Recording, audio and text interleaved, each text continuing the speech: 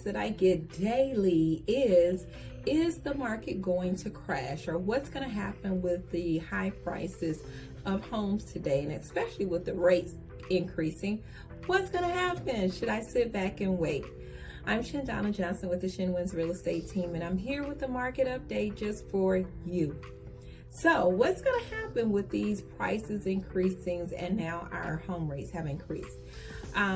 That's a question that I get daily, but I want to tell you, if we look at historical data, and that's what we're going to use, we're going to give you the historical data and facts so that you can make the best decision about home ownership in today's market.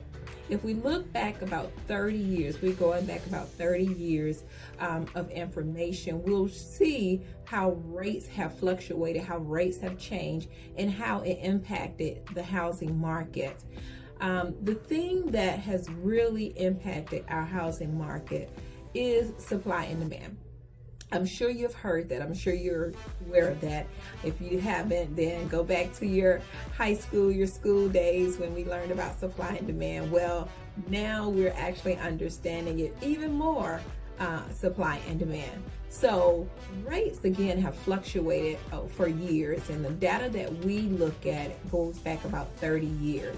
So the biggest time for housing the product of a house, the biggest portion in time that we really had massive production of housing was about 30 years ago,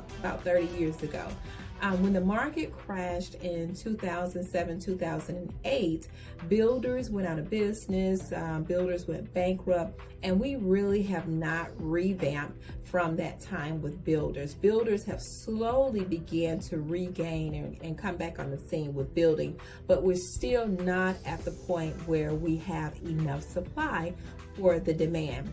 So at the end of March, our rates for a 30-year fixed home loan is approximately 4.67%. That increased from last year, and it went up pretty quickly. So the expectation is that rates will continue to increase, but only moderately, not so fast. In my tenure in real estate, I've always seen where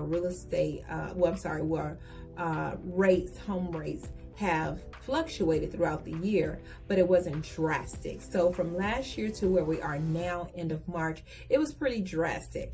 And again, the expectation is that we won't see the drastic increase over the next couple of months, but we will see some moderate increases still. So still see increase, still expect increase. What does that have to do with the price home values? It will not affect our home values. We're still expecting that values will still be increasing because our demand is still extremely strong. That's what I tell clients. It is extremely strong. It is extremely a competitive market. However, the good thing is we also expect that over the next couple of years, the equity is still increasing. So the largest portion of wealth for consumers today is in their home equity. So that's a great thing. You can never, always tell people, you can never lose with real estate one way or the other. It is a great asset. It's a great investment. It's a great value.